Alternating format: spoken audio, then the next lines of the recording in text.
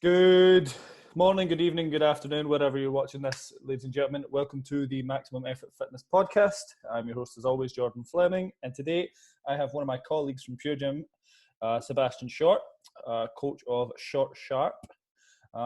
Sebastian is a body and mindset transformation coach. He's been in Pure Gym, as far as I'm aware, for at least 4 years, right? Yes, At least 4 years, but he's been training before that, which I think obviously a lot of PTs are, and they kind of naturally transition into that. Seb, will you tell us a little bit about your background? What got you into fitness? What got you to where you are today? Just very briefly kind of tell us about your journey, please, mate. I've been condense a lot in a short period of time. Background wasn't really fitness related. I did do a bit of boxing when I was like a teenager, just during school. Mm-hmm. But that kind of didn't last very long. I lifted weights for a little bit because like my brother was doing it and he was like maybe gone out and looking good, so I wanted to join in with that. And eventually that kind of fell away. I went in like scaffolding, did some sales for a while. Training wasn't really like a big thing. But then eventually, I think I got into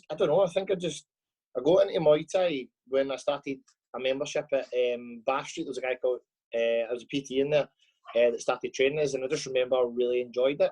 And for me personally, I came out with like a bit of a bad relationship, so I was trying to do the whole like, I'm going to get better. Screw her. I'm going to show her. I'm better. I'm going to go out. I was getting up at like, I'm doing the whole like 5 a.m. runs. Like, cracking 6 eggs into a glass. I'm before everybody else. That's right. You're all sleeping while I'm getting better. It's the Rock mentality, isn't it? It's like, I'm up at 4:45 doing my AM cardio. I've trained before everybody else has woke up, and it's like, yeah, but you're a multi-millionaire. Everything, literally, all you need to do is turn up to set, do your film, and then train. You don't need to cook your meals. You don't need to walk your range. You've got 7 nannies. I didn't have any of that. I mean, like I was just trying to like find something that was going to give me like a kind of reason. Do you know what I mean? Because it's dead easy to just get up, go on with the day, and then realise you've not really achieved as much, which isn't necessarily a bad thing for some people because they've got other reasons. But like for me, I was trying to find something, and then I remember just I think some of the PTs at Bath Street, they were seeing me going there, and whenever I was chatting to them, because believe it or not, I talk a lot, so people. For anybody that has never done any of Sebastian's classes or been out with him, he's a very vocal human being. I think that was like maybe a confidence thing because I never used to have any. Like I kind of lost. I had all my confidence stripped off me. I was kind of like laid down bare, so I was trying to like find that again. So it was good to be able to like have a reason for something. And like I says, and people at the gym started saying to me like, "Oh, you should like get into this. Like I really think you would do well." And I think, well, I did what a lot of people done. Went away and I got myself like educated, I think. And then I started, and as soon as I started at Bath Street, I hit the ground running. People liked me. They seemed to like me. People seemed to get on me. When I went into classes, I was like just loud and full on. There was one experience where I was running my first class. Now, when you first become a PT and you're in the gym and you get like a shadow class where somebody shadows the class for you. So I did that class, and the guy that was shadowing me, Connor, at the end of it, he was like, I was like, how was that? And he's like, oh, that was good. He says, but it's no you. And I was like, what do you mean? He's like, you're no being Sebastian. You're no like being like full on. I was like, I know, but is that not a bit much? And he's like, no. He says that's what makes you like you. Or people come, and then so that kind of like hit home with me. And when I did my next class, it was very different. It was like I was straight in, go in people's faces, was really motivating them, and you could see that they were enjoying it. And that for me is why that's why I kind of got into the industry, because I liked seeing people happy. I liked seeing people feel good, and I liked knowing that I had like maybe a small part or a big part to play with that.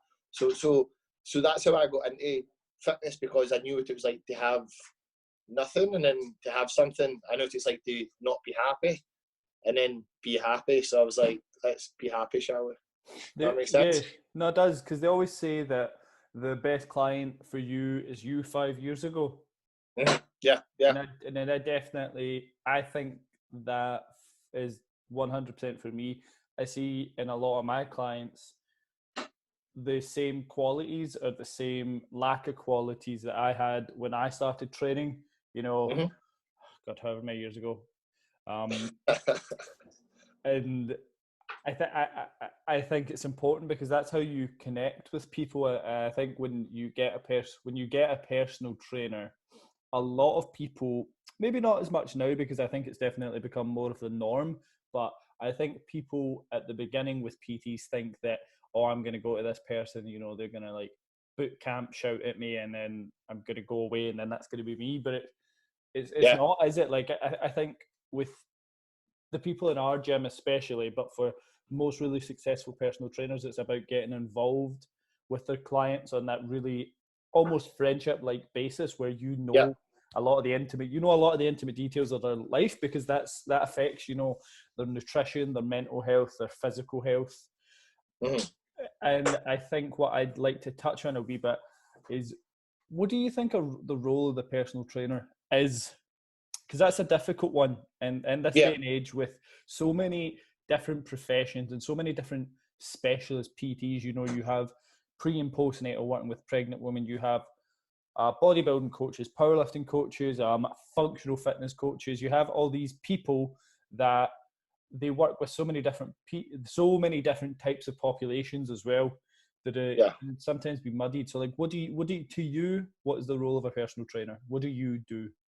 Right. Well, first as well, with the whole getting to know people, like it's personal first, trainer second. So it's like I always kind of say that to a lot of people. I want to get to know you. I want to know obviously what you're all about, and I want to understand that. And then I'm going to train you. Then it's like that. Sometimes it's you can all say like, oh, it's business first, blah blah blah. But like it has to be. You have to enjoy the person that you're with. You know what I mean? It's like school, when you only learn for the teachers that you like enjoyed going to see, like that you engage with. See if there was a teacher that you didn't like, you just didn't listen to it.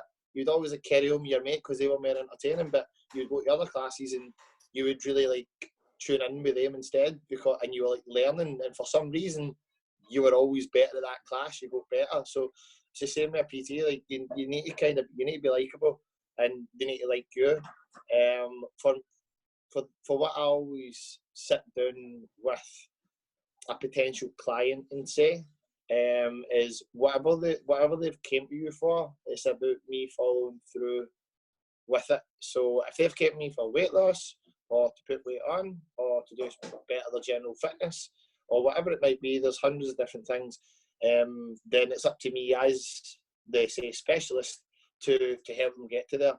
And I suppose what annoys me sometimes is if I've ever seen people training and there's no necessarily, you can tell it's maybe not necessarily been that their goal, but they're then doing it because of the trainer. We see it everywhere, and it's quite difficult, but obviously they're trusting in the PT to know better, so therefore they're going to listen.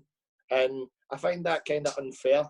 So for me, I always try and make sure that wherever I'm starting with somebody for the consultation, or even for the first time they message me and saying I'm interested in PT and whatever, I always try and get them from point A to point B, and whatever happens in between is what happens in between. But that's my goal, is to kind of get them there and provide them with the result. Do you know what I mean? Also their happiness, but like making sure they're getting the result that they first initially sat down with me and wanted. Do you know what I mean?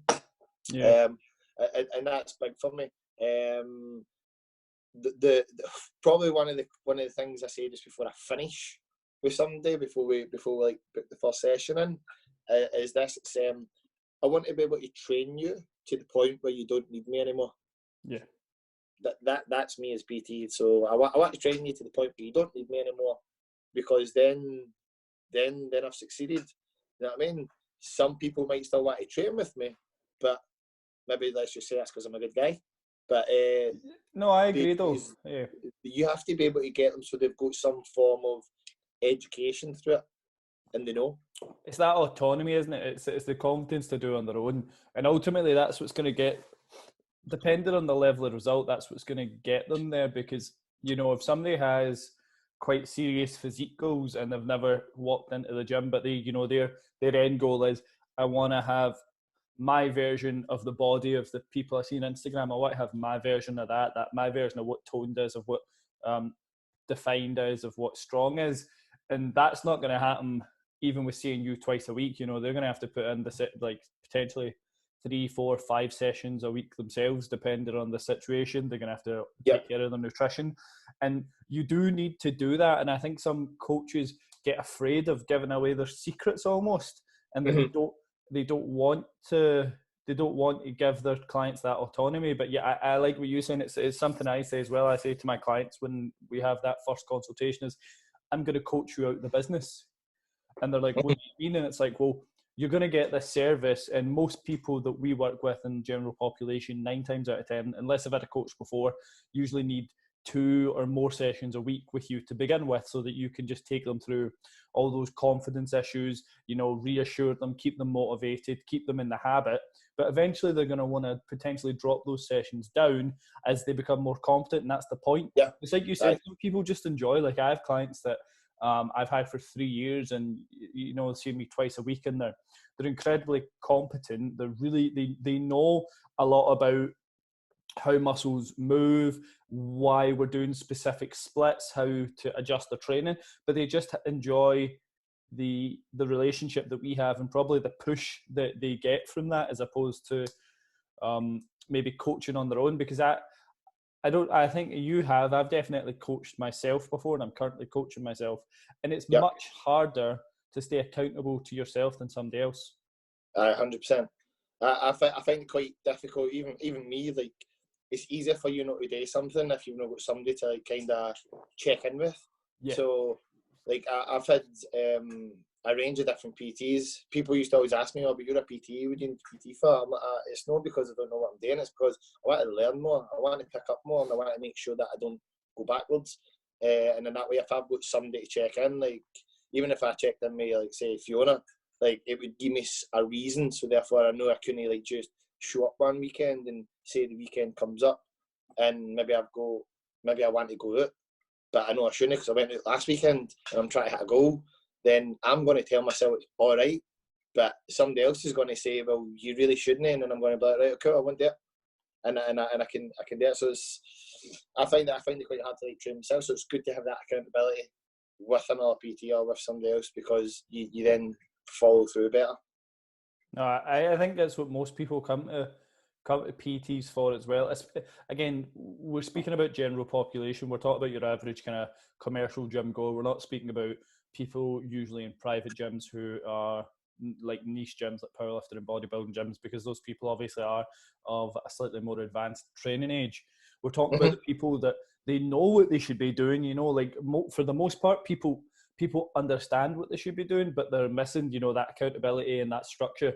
And as soon as you find the method that works with them, everything takes care of itself. I always say to some clients, depending on when they start, we could have up to 12 weeks of us getting to know each other and finding out what you need before the diet starts. Yes. Because some people come to you and they're like, right, I've got my, I think we were talking about this the other day, it's like, I've got my holiday in 6 weeks. It's like, that's cool, but you have been office-based, your eating habits consist of, I eat whatever is closest and easiest to cook to me when I'm hungry.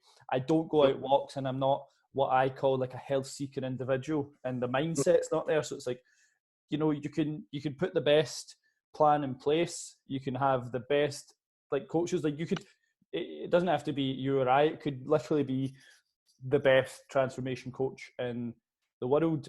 The plans, because all this stuff's free on the internet, you can find it somewhere. The reason they're not implementing it is because there's something not clicking with like the mindset of the accountability. I think that's a big thing that a lot of PTs, maybe early in the industry, because definitely I know for me, when I started with clients, I wasn't thinking about the mindset and the psychology behind the behaviour of choice. I was more, right, what's the best training program? What's the best way to teach somebody how to squat? And it's like, we Agnes, it's just wanting to lose a couple of kilo for her son's wedding. Aye. She doesn't give a fuck about, Aye. what's the best variation of back squat to hit her quad. She's like, how do I walk up and down my stairs without having a stitch? That's perfect, because with, see, like people like that, say Agnes or Danielle or whoever else is, or wee Mags. Wee Mags is who I always think, I think of it. That's who I think. Mags is a perfect example of a client, man. If you don't know Mags, go on my page and check it out. But like, Mags is great. She had, I tell everybody this, and I tell them all the time, but she had every excuse not to train. You know what I mean? And she didn't do much. She was always in the house. She had to get 2 buses to come see me all the time, because she couldn't drive, because she obviously had an illness and that as well. But she had like angina, she had hypertension, she had like she was diabetic. She had loads of different reasons for no training. And can you imagine if I was trying to get her to find 80% of her 1 rep max or something? For sets of 6, it's like, nah, you go and you make them feel good. People would have run a mile. Do you know what I mean? And she did, truth be told, she did actually approach a PT a couple of years before, and they didn't take her on. They didn't take her on. She was 54, and they didn't take her on because they says that she wasn't fit. Like, she wasn't fit enough. Can you imagine that? What do you go to a PT for? I know, you went to a PT. Whoever that is, by the way, there, you failed. All right? They're probably not PT anymore. But and I think it's all right. It's okay, if it's a specific population that you don't feel qualified to deal with. That's fine. Aye. But don't just say to them, nah, you can't do this. Refer out. Think about the confidence that she must have had to have came into a gym that's unfamiliar to herself, and then be told that. You're just like, well, that's all my confidence shattered. Because PTs are terrifying. PTs are terrifying. Some ways are scary, mate. Some ways are scary because we don't even know what we're doing. I mean, some ways are scary. We're approaching you in the hope that you do know what you're doing. So choose wisely. But it took her 2 years to then build the confidence up again. And you've seen how people can be quite, timid at first when they first come in to the gym. For sure. And that's another thing that a PT needs to do, is being able to build somebody's confidence. It's probably one of the biggest things I'm like an advocate of. Like, I try and convey that onto people as I try and give them like the confidence maybe that I've got. Like I'm not the brightest, I'm not the smartest, and I'm not the strongest in the room, but like I can certainly help somebody like build their confidence and make sure that the decision that they're making, like, don't care what other people are thinking, like, do that. You know what I mean? And so they start to like feel better about themselves. So if they go out that weekend and all their pals that are taking pictures, they feel more confident when they're in the pictures with them. Do you know what I mean? We live in a very like kind of photogenic, kind of selfie world now this time, so it's easy to be self-conscious all the time, and that's a big thing that plays a part, especially in training. Probably one of the other reasons somebody comes to you for PT is because they have confidence issues, or they don't feel as good, like their mental health. You know what I mean? You don't know what's underlying, but it's up to you to figure that out. And over time, they'll build trust with you to be able to tell you that. But if you're good and if you know what to spot, you already know it without telling them. And then they tell you in like maybe 6 to 8 weeks' time, and you're like, I don't know, don't worry about it, it's fine. And like, how did you know? And you're like, it's all right, it's not a big thing. Like, I just went with it, and it makes them feel like, oh, good. Like, like they've kind of made sure they've made the right decision then, you know what I mean? And it gives you more value. That's another reason for, I suppose, like me becoming a PT, is to be able to provide value. That's like the reason for it. Do you know what I mean? I think you hit the nail on the head there by saying it's not about, being the strongest in the room. It's not about being the most knowledgeable. It's not about being able to recite the principles of muscle gain and understanding that to the depth. It really isn't about that for the majority of people that come into the gym. It's like clients don't care about how much you know. They care about how much you care. Yeah, 100%. Like, if they know that you care for them, that's going to get you results more often than not. If they feel invested in you and feel that you're invested in them. Aye, there's a very smart thing to say, is like, and this is for a lot of people, that when they come home for PT, is that they usually say, "Oh, what do you charge an hour?" And I'm like, well, I don't charge by the hour, like I charge by the month, because you're not getting me for an hour. It's not like I just want to see you for an hour and then It's a service. Aye, cheerio after that. Like, there's like, what is it, 100, is it 138, 148 hours in the week? 168 hours in a week. 168 hours in a week. It's been a while. Every day feels the same right now. Time has no time is just a concept, mate. And COVID-19. By the way, if you're listening to this, we are currently in the midst of a global pandemic where every PT has been forced to sit in their flat and do Zoom calls through their laptop like this. So this is not a normal situation, and I guess we'll touch a wee bit on that. But yeah, we'll get on that as well, man. I'm changing the scenery right now, so the background's a bit darker. But what was I saying there? Sorry, it was just talk about how it's not an hourly rate you charge. It's a service you provide. Precisely. So it's not an hourly rate. So if I see somebody, I'm like, it's not what you do in front of me is important in training, because then I know you're squatting right. I know you understand what rep range, intention, and how you should feel in that certain situation. But it's what you do when you're away from the gym that's going to really provide me really that, well, the security knowing that you're doing it right. And they're not going to do that if they don't care, if they don't feel like you care. You know what I mean? If they just feel that you're collecting their money and gone, because let's face it, that's why we're doing what we're doing. I mean, we make money. You know what I mean? We're not cruel. We're not cruel. We're not like pure, like just pushing that and like, aye, cheerio. But in order for us to have more value, we need to make sure we're giving that back to people. And the only reason why they can do that is if they know that you care about them. And if you care enough, then they're going to go away. And it's what they do when you're not watching that counts. And then you'll get and you see them the next week and that was happening. Like, how'd you get on? Did you do that? I had done that. Oh, you're checking, like, great. So that means this is happening. Cool, sweet. What about food? How are you getting on with that? Good, right, cool. We can change this then. If you don't like this, we'll have this instead. All right, cool. You had a wee drink at the weekend. Don't worry about it. Like, we'll just let's make sure we don't date this weekend. Then, all right, you've treated yourself, and now just you play around with that. But if somebody's coming to you and they know that you don't really care, and you've just kind of came in, took them through a session, and you're like, cool, see you next week. Like that person is just like, what am I doing? And then they kind of fall out of love with fitness, and they fall out of love with potential PTs. And for the ones that kind of still be like, no, I really need to hit my goals here, and they go and try out another PT, and then hopefully they get the experience they're looking for. Like I feel for them the most, but you need to make sure that you're always providing something for them, and then always knowing that you care for them, or else what's the point? I think so. Another really good point as well around the industry as a whole. Unfortunately, I feel like personal training is a profession and is a care profession, but that one that is really easy to drop into, because you pay your $3,000 course, right? It's a rough most courses are $3,000. You can get mine's like I got mine cheaper than that because at the time I was like, oh, I just need the qualification. And you don't really learn. You learn the basics of like anatomy, skeletal anatomy, where bones and stuff are, and you learn the basics of goal setting, like that SMART, that SMART goal setting, but it doesn't teach you.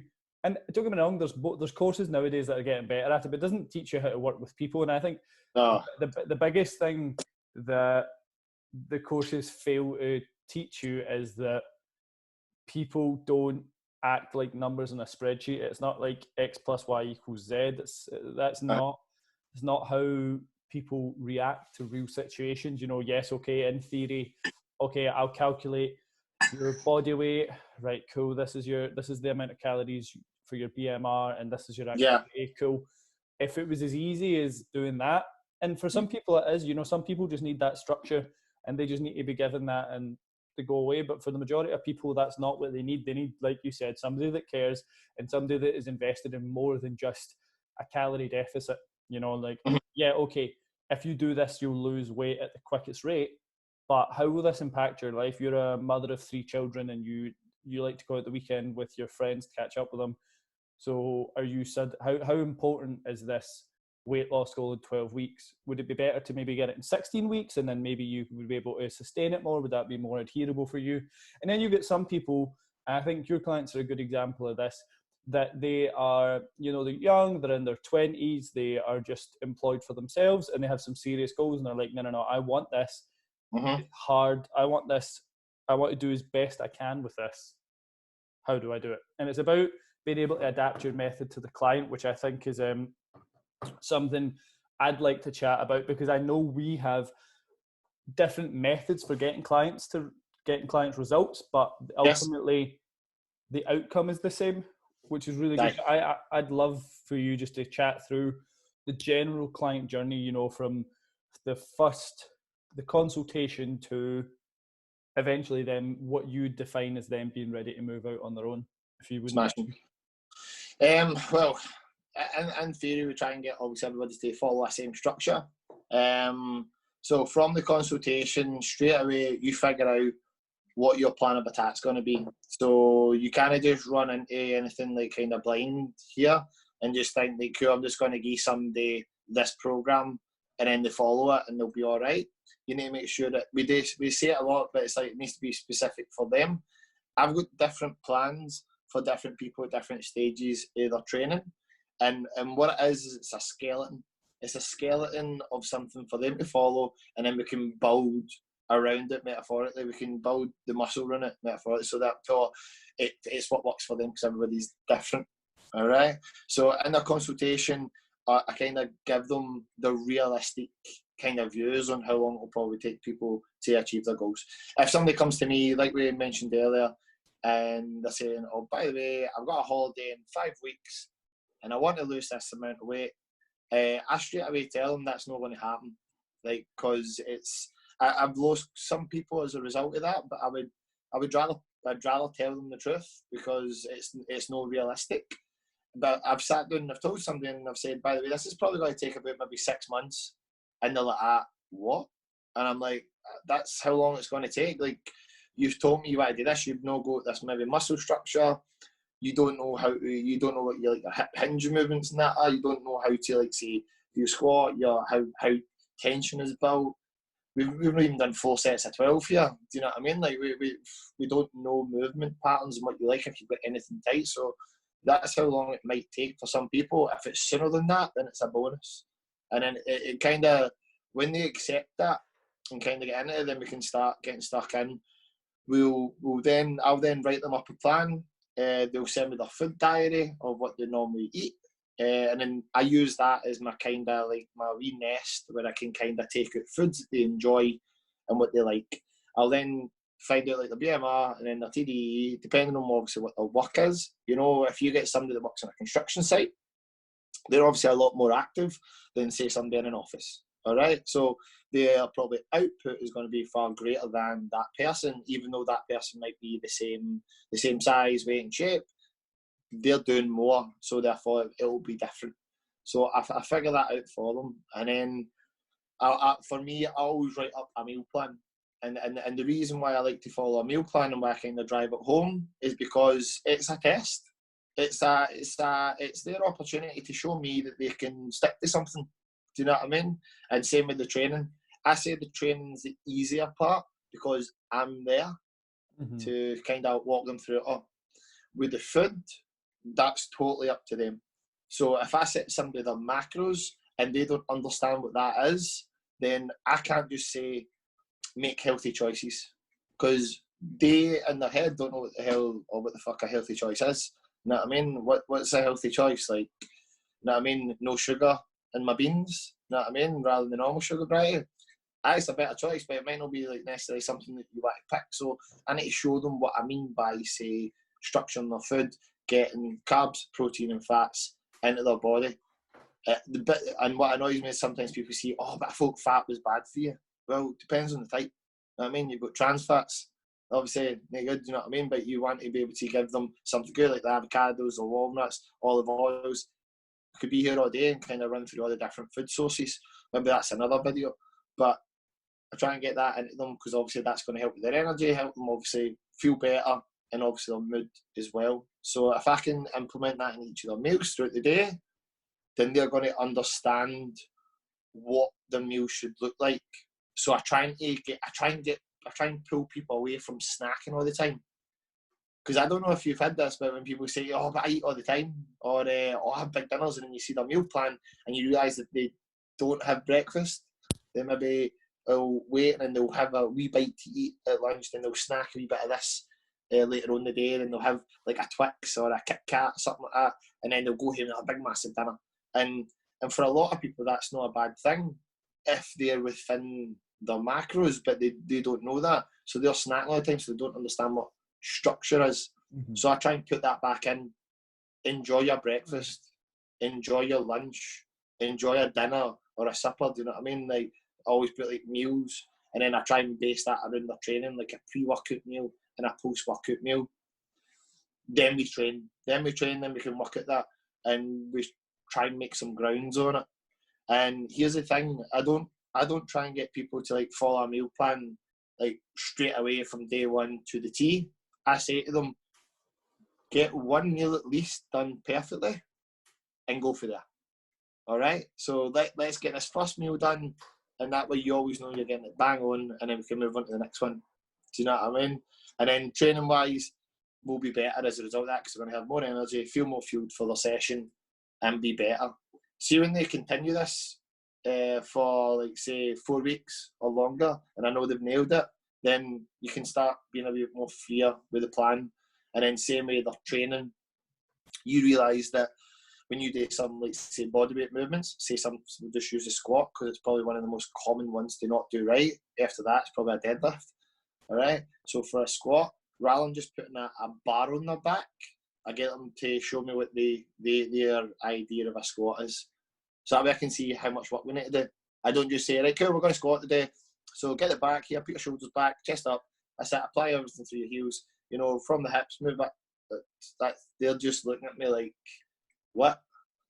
And they don't really know. So I'll explain to them, have they ever squatted before? No. Have you done a squat before? I think so. Cool, show me. All right, cool, this is what we're going to do. So then we can go variations. You know, I might need to elevate their heels, because obviously they might not be able to get them deep enough, you know, because they feel like, oh no, that's too sore, I can't get it. Or I'll use like deficit squats. I'll get goblet squats. I'll use the dumbbells. I'll try and use that weight to load them down, and I'll try and get them down to that point. Different stretching, different movements before we even think about putting a bar on their back, and then we can move from there. So it's steps that we're taking. We're not just trying to take one big leap, so we can start jumping around with the big boys and all that, and start putting our videos up and be like, oh, look at me.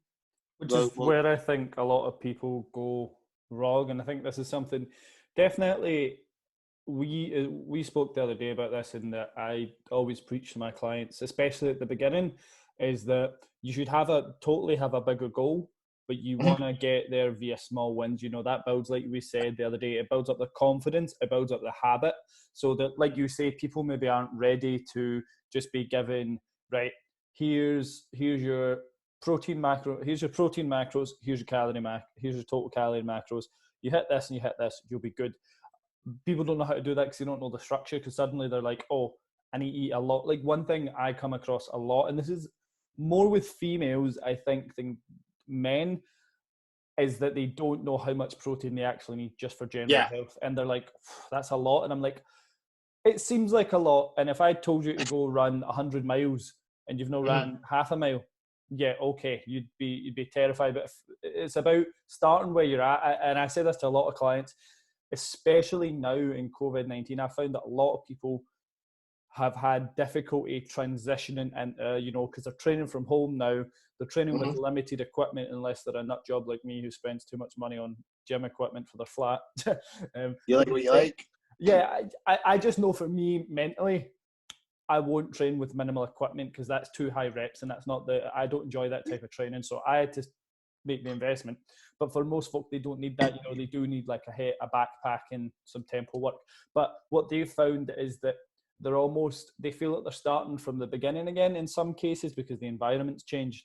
And I think one thing I definitely always coach people is to understand where they're at, understand where they want to get to, but small steps. You know, like, my favourite cheesy saying of it is the journey of 1,000 miles starts with a single step.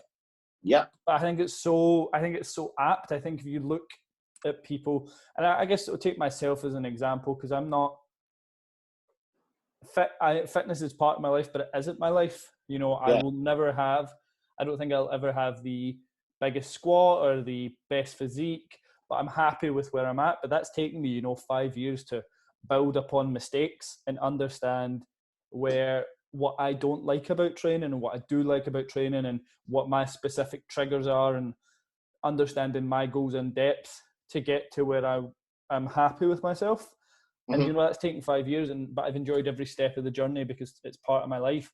I've not looked at the outcome as the only thing I'm going to get from it. And I think that's really important for clients to recognize. And maybe you can talk about this if you've ever had clients that have maybe transitioned from different goals. Initially, I had a client, Laura, who's currently she's prepping for a photo shoot. And she came to me wanting to learn how to control her back pain because she had multiple sclerosis, and she checked with her osteopath and her doctor, and they said, you're good to train. We'll keep in touch with your coach, which was me at the time, and we'll make sure that this is healthy for you. And we started just with, like you say, body weight hip hinges. Here's how it works. Here's the core muscles. Engage this. And she fell in love with the process, where she's now, she came from, we just got her on like a 14 kilo kettlebell deadlift, and just before the gyms shut, she hit 115 kilo deadlift.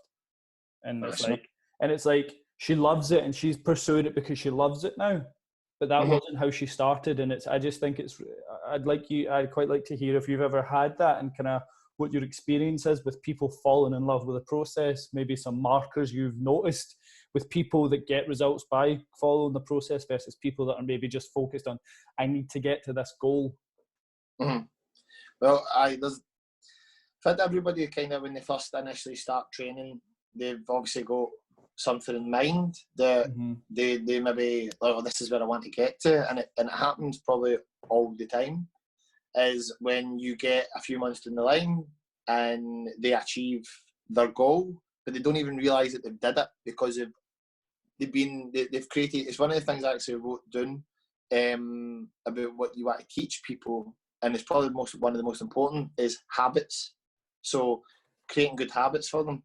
So if they have good habits, then they're going to follow through it. What is it? They say it's 21 days to create a habit, but it's 66 days to keep it stuck. So if people will be, say, training with you, and they'll be, say, following a certain structure. I like weight training. I like lifting weights. That's my game. That's what I enjoy.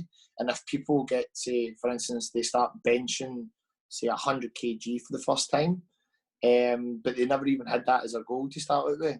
It was, I just want to be able to put on a wee bit of weight and feel more fit. And then they look back and they rehash their goals and holy shit, I've actually hit this. I didn't even realise. And it's because they've been enjoying doing that little kind of jump from stage to stage, month to month, and they've been given all different angles. Obviously the training process. So even though I do say bodybuilding, that's what I like doing. I also train people let's go obviously a lot more functional training, a lot more movements. Maybe it's just power lifting kind of that I'll do with them, and you see me in the functional area with people, and now with back ropes and kind of getting gone, and sometimes it's kind of what are you doing over here? But it's because it's about kind of giving a client the full experience, because it's very easy for them to plateau and get to a point. If somebody can't, say, push a certain weight, I'm not going to just be like, okay, we're just going to keep on doing it. You know what I mean? When they're struggling, I'm going to take them away from it, let them try a whole different method of training out. They might actually love it. You know what I mean? And be like, whoa, man, I've never enjoyed so much high volume before. And then we go back and revisit it, and lo and behold, they deadlift some a weight they've never done before, or overhead press something, and they feel so good about it, and they've totally forgot what their starter goals were. Because I've said to people, do you remember what your starting goal was? And they're like, I think I wanted to do this and that. And I'm like, look at you now. And they're just in such a role, and it's just natural, and it turns into it turns into a point where people come to see you, and it literally feels like you're just your best pal showed up, and they want to hang about with you for a wee bit, and you put them through that process, and then at the end of it, you're like, man, like, well done, but it's because they've understood everything you've taught them. They know what they're doing. They have such a better mindset with training, how things should feel. Like before, you would have to like say, like, do this, do that, do this, do that. Whereas now you can be like, right, we're just going to go to that rack and we're going to do this exercise. And you're like, cool, right, how's your weekend, man? What'd you get up to? And they know exactly what they say. They're doing a stiff leg. You know what I mean? They're straight and up, and they're doing the workout, and it's good to watch because you're like, I helped them do that and they've loved it. It again goes back to that autonomy. I love when a client comes in, and I think this happens naturally. Actually, a client said this to me the other day. She was like, I just realised that over the last 4 weeks, you've not told me what to do. We've come into the session, you've asked me what I want to do.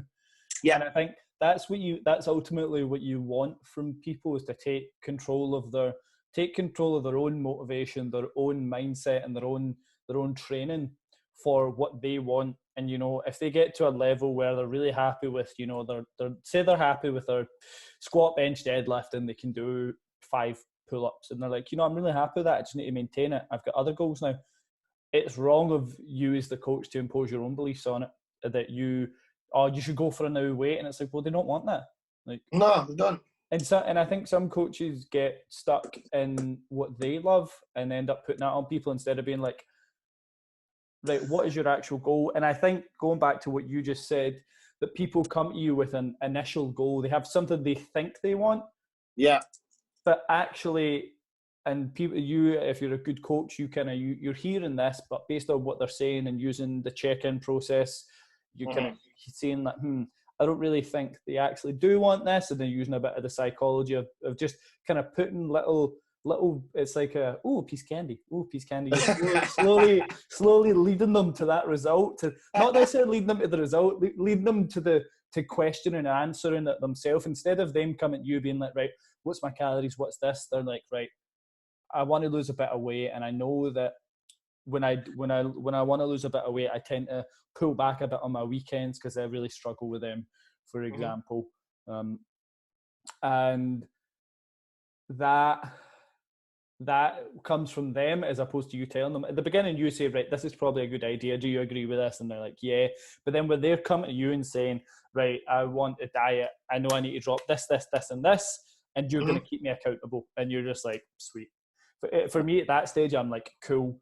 You're getting to the point where maybe you should be moving on to an online process or something like that. And it's nice to see that, because you don't, as much as like I would want to work with these clients forever, when they're getting to that point, if they choose to do it, that's different. But you say, look, I think you're ready to move to online. What do you think? And they're like, yeah, I think so too, because that gives you space to help somebody else. And I think that's opens up. It's like a revolving door. That's what I like to think of it as. It's like a revolving door. You know, you bring people in, you help them, then they move on, and and some people stay on, some people don't. They'll stay on in different capacities, online, you know, group training, whatever. But it is ultimately about building people up to stand on their own 2 feet, helping them take the training wheels off, I think. There's too many times, I think you've done this as well, but like I've been, say, when I was on like shift work, doing like the 15 hours, doing the classes and all that, but I was also doing anywhere between 35 to 40 plus hours a week. And it's good at the time because you're like, yes, I'm busy as fuck, man. Like I'm getting it, and like everything's working. People are just, it's like you're a pure prophet, man. You know what I mean? People are just listening to you, taking your word for it, and it's great, and it's good because you're providing them with it. But we all know that that's something that burns out eventually and slowly dies. It's a flame for so long that eventually starts to calm down because you realise that you're burning out. You can only burn hots for so long. You have to take it in periods. Do you know what I mean? And being able to put somebody, say, back on, say, online coaching, when you know they probably should do it anyway, because even though like maybe they were paying you more at the time, but for you to get, this is what I've found by going on to rent as well, is that getting time back to yourself to think and help your clients is so much better, because rather than just like say going through 1 hour to the next hour to the next hour to the next hour, and then you forget like that morning what you spoke about with your client maybe, that, and you're like, oh, what was it they said to me again, unless you've made a note yet, and you just feel as if you're chasing your tail. Then as soon as you kind of get that bit of time back, you're like, oh, hold on a minute, now I can go say across to the coffee shop and I can start working on their plan again, rather than maybe having to do that later on the night when I'm absolutely drained and knackered. You know what I mean? So it's just that time management. So it is good to be able to put people, say like, here, listen, this is where you're at now. You're totally killing it, man. So you're smashing. I suggest even maybe we go like on online coaching now, and I'll just see you like maybe once a month, even if you want, and I can just check up on you, and they're like, aye, cool. Or some people are just like, nah, man, I like seeing you all the time. It gives me something to focus on. You're like, cool, but at least you had the conversation. And they made that choice. It's not you. I always do this with clients. I say, right, the initial plan for most folk is you're going to come in at 2 sessions per week for 12 weeks, and then we will review each a month, and then at the end of the 12 weeks, ideally we would be dropping you down to 1 a week, because there should be a journey. But we have that discussion, and if they don't feel confident, then we say, right, okay, it's about you being ready. What do you need to be confident? When will you be confident? Right, in another 12 weeks, cool. Because I think too many times people should look at it as an investment rather than trading time for money. And I know a lot of like big coaches, you kind of Phil Graham's, Phil Learney's, they talk about it a lot, that they say it is time for money, but I feel like it's more an investment that they should be investing, because if they feel like they're just kind of giving money away expecting a result, they're never going to get it, and they're just going to get pissed off with you, and then they're going to drop off, and you're going to be suddenly 100, 200, 300 pound less off because you didn't set the initial prospects of it, right? This is how it should work. And like you say, I've had that conversation with clients saying, right, okay, I think you're ready to drop. And they're like, I enjoy the time we spend. I enjoy the accountability. I would like to keep it going. Because that's their choice then, as you said, and you've had that conversation with them, instead of you being like, right, okay, they're doing really well, but you know what, they're paying me like X amount of money, so that's good. It's like they buy that thing next week, you know what I mean? I seen the trainers. Yeah, which is of course you need to get paid, but at the same time, you need to trust your coaching and your level of service and marketing as well, which is something like I'm so bad at. I'm so bad at telling. I was so bad at telling people when I began training, right, you need this, and just having that confidence to say, look, you need 2 a week. And I've had that like the past year. I've turned people away from coaching because they were like, I can only do 1 a week, and I said, you go away, save up for 3 months, and come back to me, because I can't help you. Because you will not, I said, I would love to be able to tell you, right, once a week you will nail this, but just based on what you've told me that you struggle to stay accountable, having 1 session with me and a check-in just won't do it, and you just might as well light your money on fire. Mm-hmm. See, there's something I wish I could actually plaster up on the walls in the gym, like everywhere, and it's, I don't know if you agree, but like it's everybody, every single person, no matter who it is, who goes to the gym, no matter what it is, they should all invest in, say, a PT for like a month or something, or more. Like, they should just, like, forget about the price. Like, everybody can afford the PT. It's just whatever your assets and your liabilities are like, you know what I mean? So how much you can actually manage that up. So everybody should invest in a PT for at least 1 month, a good PT, obviously. But short sharp or John Clement. But you should all invest in a PT for at least a month, get the experience, know that maybe what they were doing was not perfected, and then that way they understand what they're doing. And then honestly, I really think that they would all be like, you know what, this has given me so much more, like, I feel so much better because now I feel like I know what I'm doing at the gym. Before I was just lifting like the same weights, like the 30s all the time. I knew they've already progressed. Or just the pink, like the I shouldn't say the pink dumbbells because they are heavy for some people, but you know, Yeah. it's the people. It's like for 6 months they've been coming in and doing like the workout that's on Instagram with the same weight, and it's like that's, you know. But and for some people, you know, because some people that come to our, well, we're obviously both on rent now, although the gyms are shut. The people that came to our classes, you know, they just come and you filter these people out. You understand that, you know, they're just there because this just keeps them fit. They don't have any, you know, great aspirations, and you're like, hey, that's cool. When I'm talking about the people that are doing the same workouts each week, I'm not talking to you because you don't have like a further goal. You don't want to be more toned or anything, you know, just going to your 5 classes a week does you. But I think a lot of people get frustrated because they think that they're like, man, I'm going and I'm fucking bursting my hump and I'm going to the gym so much and I'm killing myself in these classes and I'm just not seeing the results. And it's like, well, the results aren't, you need to work smarter, not harder. And sometimes you pull people back. I had a client, Sandra, who was going to 5 spin classes a week. And I said, right, well, what's your steps like? What's your food intake like? And she was like, oh, well, I'm not really going out that many walks. I'm just so tired after doing spin in the morning and spin at night. And I'm like, and then hockey, she was going and doing hockey like for 3 hours and finishing at 12 o'clock in the air and coming back. And just everything was all over the place. And I just said, right, well, what spin classes do you really like? She's like, well, I like yours, I like Michael's, and I like Seb's. And I went, right, okay, well, mine's is on a Thursday, Michael's is on a Tuesday, and yours was on a Saturday.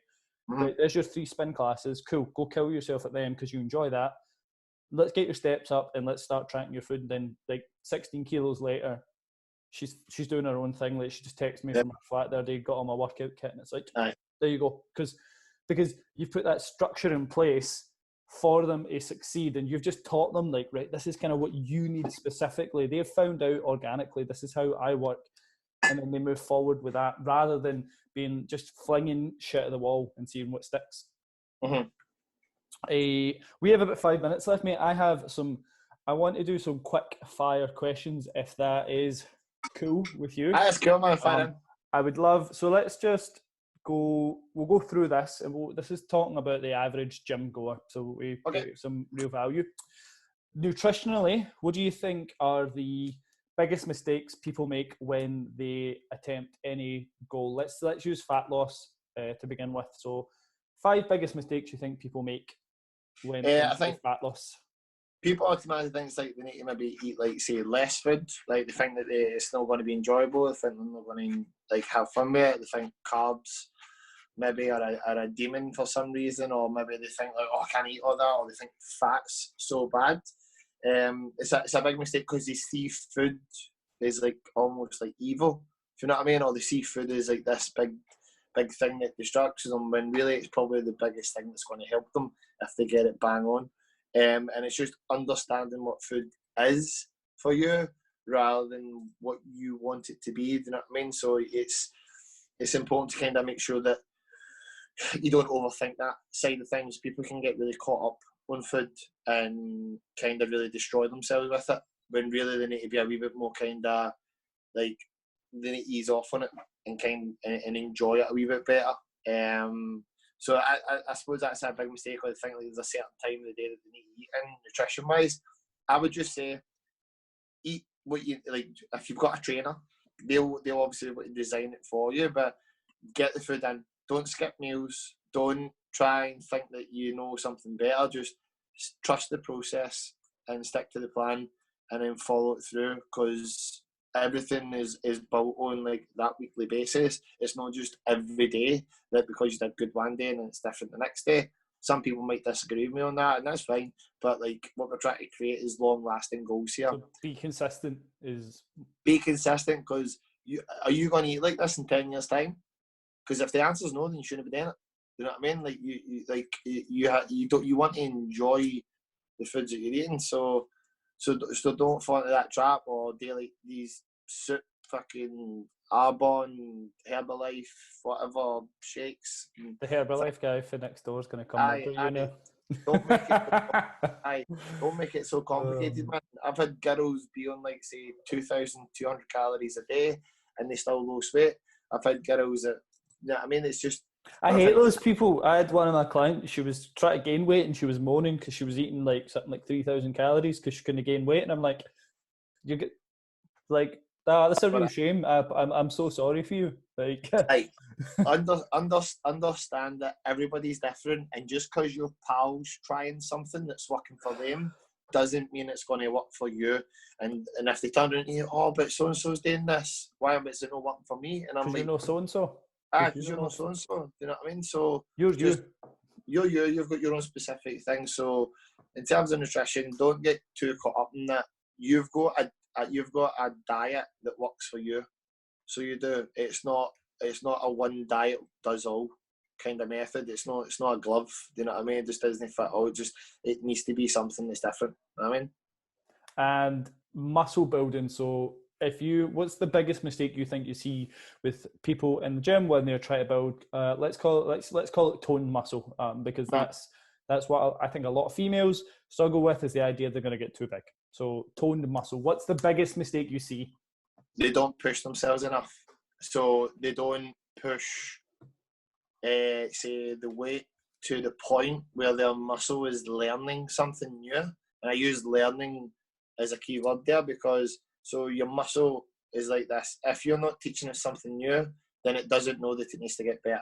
All right? If you're doing the same 12 repetitions or the same 10 repetitions or the same 5 repetitions, whatever, then that's all it knows if you're not adding any more weight to it. All right?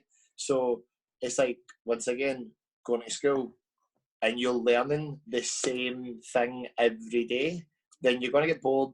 You're not going to pick anything new from it. So unless the subject's changing and you're picking up on something brand new, that's the same with your muscle. You need to push to learn something new. If you're lifting a weight and it feels easy, put the weight up.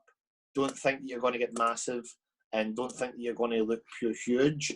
You're not, because if you are, tell me what you're doing and I'll do it, because that's what I would want to be able to do.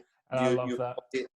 This amount, you know what I mean? But in your head, you think you're going to be like huge, man. Do you know what I mean?